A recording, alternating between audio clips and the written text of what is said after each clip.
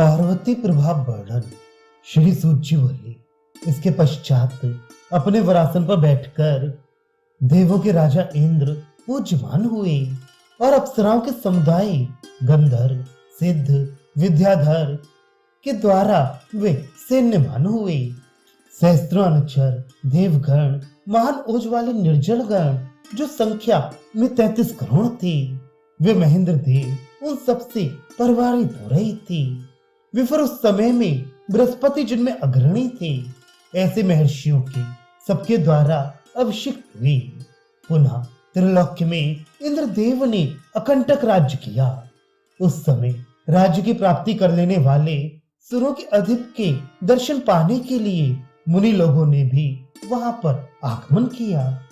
उन मुनिगणों में अंगिरा, दक्ष, वशिष्ठ, कृतु, गौतम, पुलस्त्य, पुलह, अगस्त्य, विश्वामित्र, अत्रि, शौनक, जमदग्नि, भरद्वाज, भृगु, भागुरी, गालव, ऋभु, शांडिल्य, दुर्वासा, गर्ग, जैमिनी, नारद, दात्यु, उज्जाल, बावरज्य, शर्वंग, निशाकर, मरीच, चिवन, उत्तंक, कात्याय, पराशर, संवर्त, शंख, लिखित, देव, भाग, सुश्रेक, त्रित, रैम्य, यर्व, कृत, श्वेतकेतु, उपमन्यु, शाकरायन, कौणिम्य, कचघ्नत, समद, असित, देवरात, जावाली, हारित, कश्यप, वृद्धश्य, अंबिक, औथत्य, जातुकर्ण, पराशर, पैटीन, शिव्याग्रपाद, वीतहोत्र, अश्लायन, शाततप, मधुचंदा, ऋचिक, कृतु, देवल, वामदेव, मैत्रेय, मार्कंडेय, जिन मुनि गणों में पुरोगामी थे, ये सब कृष्ण मृग चरम का उत्तरीय धारण करने वाली थी, जटाधारी और भस्म से विभूषित अंगों वाली थी। ये सब रुद्रों के ही समान महान आत्मा वाली थी और सभी वेद वेदांग शास्त्रों के पारगामी विद्वान थे। उन समागत हुए मुनियों का भली भांति अभ्यर्चन किया गया और सबको आसन प्रदान किया। इन सब ब्रह्मा जी के सदृश मुनियों से पुरंदर ने पूछा, कृपया आप लोग ये बतलाइए कि वरदा अचल कन्या जगदम्बा की आराधना कैसे की जाया करती है। वे ही पुरुष परम धन्य एवं कृतार्थ हैं, जिन्होंने देवी शिवा का अच्छी तरह से पूजन किया है। उन्हीं देवी का ये प्रसाद है जिसके प्रभाव से मैंने पुनः अपना राज्यासन प्राप्त कर लिया। हे श्रेष्ठतमो, आप भवानी का यजन, अर्चन, आराधन सभी कुछ बताने के योग्य हैं।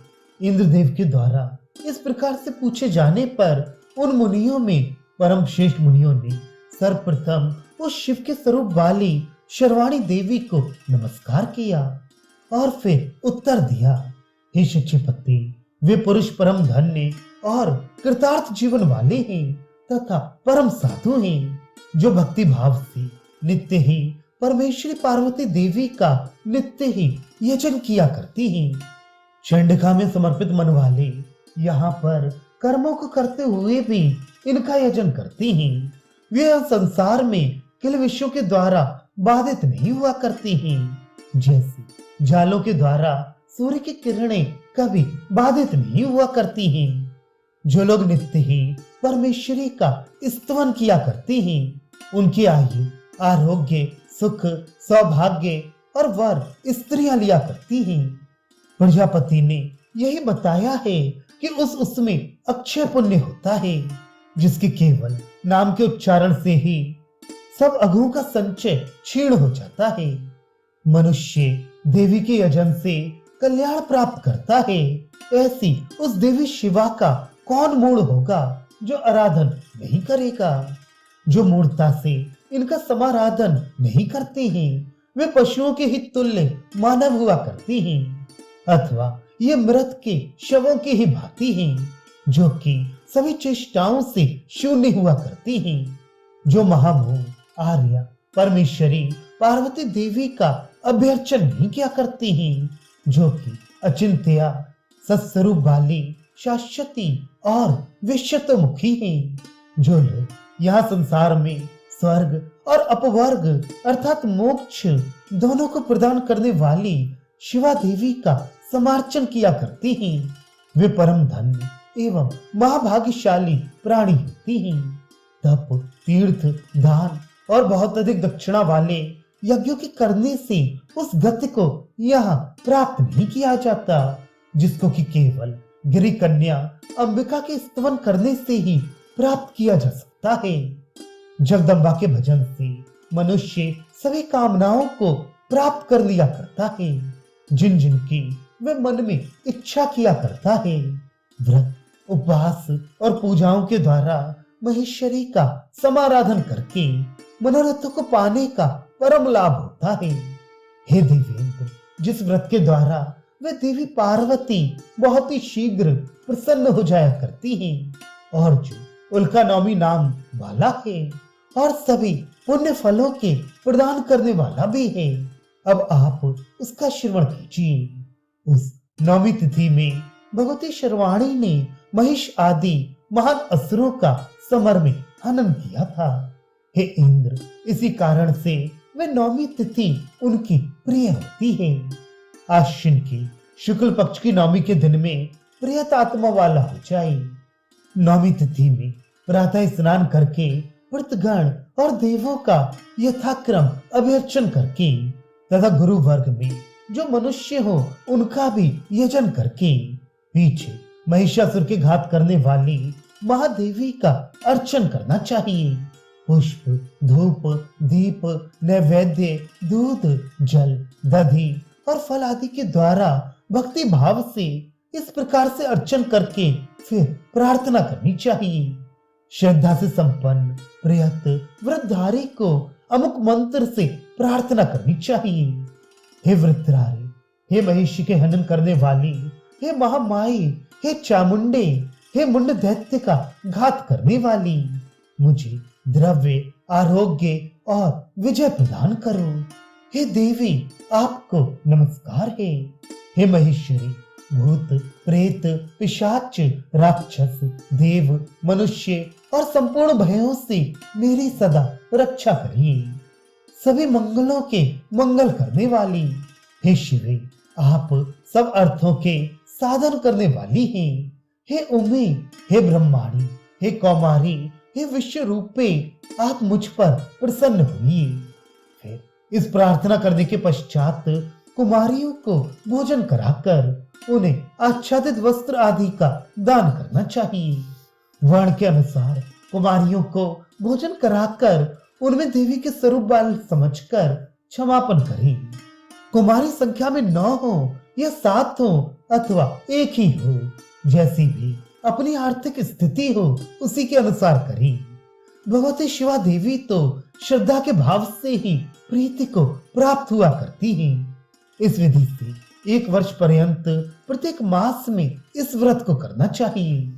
फिर जब 1 वर्ष पूर्ण हो जाए तो संवत्सर के अंत में छोटी छोटी कुमारियों को भोजन कराकर वस्त्र और यथाशक्ति आभरणों के द्वारा उनकी पूजा करके फिर उनको प्राणपत्य करें और विसर्जन कर देना चाहिए। किसी परम अच्छे योग्य विप्र को एक स्वर्ण के सींगों वाली गौ का दान करना चाहिए, जो कि गौ परम शुभ न हो। नर हो अथवा नारी हो, जो भी कोई हो, इस व्रत को किया करता है। वह अपनी सपत्नियों के मध्य में उल्का वस्सा भूतल में तेज से सुवासित रहा करता है। हे सुरपति, अब यह श्री महानवमी के नाम से विख्यात है। ये महानवमी समस्त सिद्धियों के करने वाली, पुण्यमयी और संपूर्ण उपद्रवों के विनाश कर देने वाली होती है। इसको व्रत को करने वाले पुरुष को कभी भी आध्यात्मिक, आदि दैविक और आदि भौतिक भय नहीं हुआ करते हैं। चंडिका देवी, हे शक्र, सभी आपदाओं में सदा उसकी रक्षा किया करती है। जो मनुष्य चतुर्वर्ग के फलों को प्राप्त करने की इच्छा वाला हो, उसको ये व्रत सदा ही करना चाहिए, क्योंकि ये नवमी शांति, शक्ति और पुष्टि देने वाली है। त्रिशूल के अग्रभाग से भिन्न किए हुए महिषासुर के पाद पीठ पर मुदखात खड्ग और उचिर अंगंदों से शोभित बाहुदंडों वाली देवी को नौमी तिथि में जो रात्रि को भोजन करने वाले मनुष्य अवर्चित किया करते हैं, वे मनुष्य दुर्गत गहन दुर्ग में कभी भी प्रवेश नहीं किया करते हैं। महात्मा भगवान कपिल ने जो एक अन्य व्रत बतलाया है और मेरु पर्वत पर दैत्यों के गुरुदेव भृगुनंदन को बताया है, उसको भी आप सुंदर मन वाले होकर श्रवण कीजिए। हे इंद्र, तीनों जगतों की जननी का कितना ही महान आराधन होता है। जो भक्ति के करने वाले मनुष्य हैं, उनके लिए तो देवी कामधेनु के ही समान सकल मनोरथों को पूर्ण करने वाली हैं, और जो सुकृत्या के लिए कल्प वृक्ष के समान है अथवा धन के इच्छुकों के लिए वे चिंतामणि ही जानी गई हैं। हे भृगुसुत, यहाँ पर ऐसी उस गौरी को क्यों यजन नहीं किया करती हैं? जंजीरों के द्वारा बंधे हुए पैरों वाले भी जो उस देवी का स्मरण किया करते हैं, और जो व्याघ्र, आहे, चोर, निरप, अग्नि आदि के भय उपस्थित होने पर दुर्गा का यजन किया करते हैं, उन मनुष्यों को कुछ भी शत्रुओं से भय नहीं होता है। और जो वृद्ध होते हैं, वे भी शक्ति को प्राप्त करके सुख प्राप्त किया करते हैं।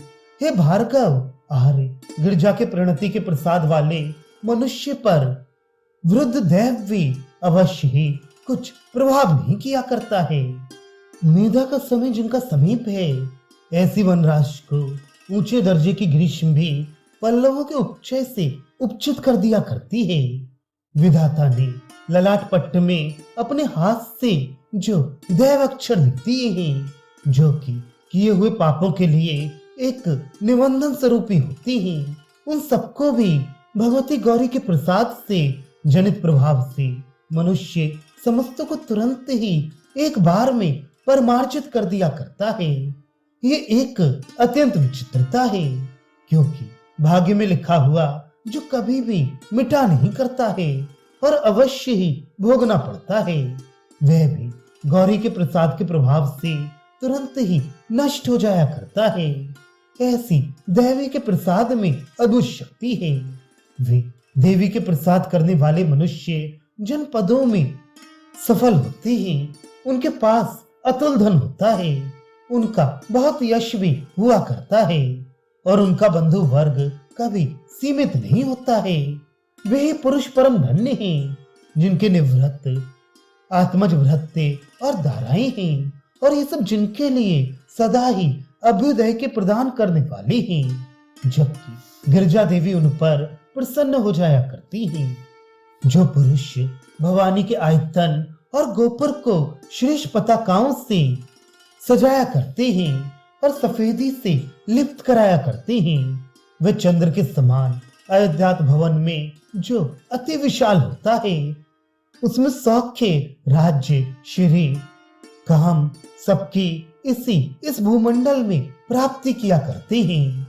हे भृगुनंदन, जो मनुष्य आर्य देवी का भवन स्वर्ण, चांदी, लौह और पाषाण से निर्माण कराया करते हैं, वे सामंतों के मस्तकों की मणियों की किरणों से समुज्जल सिंहासन पर अंगद और किरीट के धारण करने वाले रमण किया करते हैं। जो लोग सुमेरु पर्वत पर अर्थात गिरि के शिखर पर सुरों के समुदाय के द्वारा अभिषेक की गई गिरिसुता का पंचामृत से अभिषेक किया करती हैं, वे दिव्य कल्प पर्यंत सुरेंद्र के राज्यासन सुख का अनुभव करके पुनः अतुल राज्याभिषेक प्राप्त किया करती हैं। जो लोग देवदारू और मलय से समुत्पन्न चंदन से और कुमकुम से शिवा देवी का उपलेपन किया करती हैं, वे दिव्य सुगंध से युक्त पट और देवों वाले होकर अप्सराओं के समूह के साथ देवों के उद्यान नंदन वन में आनंद किया करती हैं। जो लोग दिव्य पद्म, करवीर जाति के पुष्पों से, जो कि परम शुभ होते हैं, प्रतिदिन गौरी की अर्चना किया करते हैं, वे लोग इस भूतल में नरपति के पद को प्राप्त कर योग से सौख्य को प्राप्त करती हैं और थोड़े से ही समय में परासिद्धि को प्राप्त किया करती हैं। जो लोग आमोद वाले महुआ के पुष्प और सुगंधित धूप से भगवान लोकनाथ की दायित्ता को धूपित किया करती हैं, अर्थात धूप का आग्रहण कराया करती हैं, वे कपूर के सार के समान गंध से श्रेष्ठ सुरामा दायित्ताओं का सुरराज के लोक में आलिंगन किया करती हैं। स्वर्ण के दंड से शोभित श्रेष्ठ चमरों को जो देवी पर डुलाता है, वे हिलते कुंडलों वाली सुंदरियों के द्वारा दिव्य अंबर सिरक और अनुलेपन आदि से भूषित अंगों वाला होकर मृडानी के भवन में वह वस्त्र पूजा करता है। वे कमनक के समान उज्जवल और पद्म राग रत्न के प्रभाव वाले आभरण युक्त स्वर्ण में विमान पर दिव्यांगनाओं से परिवृत हुआ मन से सुंदर हो भगवानी के भवन में दीपक जलाया करता है। वह दैदीप्यमान होता है जो गिरिशता के भवन में जागरण किया करता है और चैत्र के उत्सव आदि के दिवस में मध्य में तूरे नाद किया करता है तथा वीणा मृदंग से मधुर स्वरों में भाषण करने वाली कृष्योधरी के नरियों के साथ में गान किया करता है। जो लोग उपलेपन के द्वारा वास्क चित्र किया करती हैं और समार्जन करती हैं तथा गिरिशता के आयतन में अनुराग रखने वाले होते हैं, वे लोग मुक्ता कलाप मणि कांचन की भित्तियों से चित्रित वैदूर्य कुट्टिम तल वाले भवन में जाकर निवास किया करती हैं। जो परम अधिक भक्ति से युक्त होकर भवानी को घंटा वितान चामर और मातपत्र समर्पित किया करती हैं, वे केयूर हार मणिकुंडलों से मंडित होकर रत्नों का स्वामी और भूतल पर चक्रवर्ती राजा हुआ करती हैं। जो लोग गंधर्व सिद्धि विविधों के द्वारा स्तुति किए गए चरण कमलों वाली देवी हैं, उन देवी को भक्ति भाव से प्रणाम करके विधि पूर्वक अनेक उपचारों से अभ्यर्चन किया करते हैं और प्रसन्न मन वाले होकर प्रणाम करते हैं। वे भूर्भुवः स्वः की महिमा के प्राप्त फल वाले हुआ करते हैं। जो गिरिसुता के गुणों का गान किया करते हैं, जो उनका विलोकन करते हैं और ध्यान किया करते हैं, अथवा अमल बुद्धि वाले लोग शिवा का स्मरण किया करते हैं, जो गौरी उमा भगवती जगत की एक ही करने वाली हैं, वे इंदु मौली के परम पद को प्राप्त किया करती हैं। समस्त भुवन आदि से विचित्र देह वाली सूर्य अग्नि और चंद्र के नयनों वाली काल रूपी मुख वाली दीर्घ 8 दिशाओं के भुजाओं के समुदाय वाली मृदु भाव हास्य संपन्ना को हृदय में जो अभ्यर्चन किया करती हैं, वे ही परम धन्य होती हैं। इच्छाकु पुरु पृथु राघव धुंधुमार मानधाता हय हय ययाति और अजामीन जिनमें प्रमुख हैं, जो कि आरोग्य संतति पृथ्वी जय सौख्य के लुब्धक थे और मनुष्य के द्वारा भगवती भवानी भली भांति पूजित हुई हैं। हे भार्गव योगेश्वरी वेदवती भवानी ब्राह्मी कुमारी सुभागा वाणी नारायणी हेमवती अनंता विश्व की आदि भूता आर्या का सेवन करो। उस देवी की भक्ति करने वाले मनुष्य की यश विद्या सुख अर्घ्य आयु विभूति पुष्टि अनर्थों की हानि ये सब योगानुगत समाधियां हुआ करती हैं। चाहे कोई अत्यंत नीच भी हो, मंदमती छोटे कुल में उत्पन्न भीरु शठ चंपट निरुद्यम भी कोई हो, किंतु गौरी के चरण कमल के भजन के लिए यह संसार में उद्यत रहता हो, तो देवी के द्वारा भी बड़े गौरव के साथ देखा जाया करता है। तब तक भी कृत और अकृत भी प्रतिघात को प्राप्त हुआ करता है। कर्म के द्वारा अर्जित विधाता भी कृत उद्यत वाला हुआ करता है। जब तक आर्या के चरण कमलों को प्रणाम करके विरज अर्थात निर्मल हो जाता है। और हे वत्स, जब तक चरण कमलों को मनुष्य अपने सिर से धारण नहीं किया करता, विद्या तप, कुल, जन्म, विविध शिल्प, शूरता, मति, विनय, विदग्धता, ये सभी गुण गुणवानों के परम भद्र होते हैं। किंतु इन सबके होने पर भी यदि मनुष्य देवी गौरी के प्रसाद से रहित है तो ये सब तृण के ही समान हो जाया करती हैं। तब तक न संसिद्ध होता है और न रसायन ही सिद्ध हुआ करती है। महान उदय के फलों वाले मंत्र और विलस प्रवाद भी सिद्ध नहीं होते और इनके साधन करने वाले मनुष्य और वर्तिक इस भूमंडल में क्लेश ही उठाया करते हैं जब तक कि वरदा भवानी तुष्ट नहीं हुआ करती हैं। हे सुमति, मृडानी देवी उन्हीं के ऊपर सदा प्रसन्न हुआ करती हैं जो गौ ब्राह्मण के अभ्यर्चन में तत्पर रहा करती हैं तथा अपने धर्म में निरत रहा करती हैं, जो मध्य मास से सर्वदा पराड मुख रहा करती हैं, शुचि शैव अर्थात शिव के भक्त हैं तथा सत्य से प्यार करने वाली और सकल भूतों के हित में रति रखा करती हैं, समस्त भूतों की आदि भूत विषेंद्रियों में परा अर्थात विषेंद्रियों से परे रहने वाली, अंतःकरण के आत्म स्वरूप वाली, सदा अक्षय सकलार्थ दात्री, आर्या का मन, वाणी और शरीर से भली भांति चिंतन करो। अजा, मेघा, लोहित तथा शुक्ल वर्ण वाली, अग्नि, ऊर्जा को सृजन करने वाली, सुंदर रूप से संपन्न, मुक्त भोगों वाली उसको त्याग देती हैं। उसको अन्य अज एक सेवमान होता हुआ अनुशयन किया करता है। तीनों जगतों की जननी का ये प्रभाव वेदों में भी परम गोपनीय है और मैंने आपको बतला दिया है। यदि श्रवण करने की इच्छा है तो उसे बतलाओ। विप्रों को कुछ भी न कहने के योग्य नहीं है।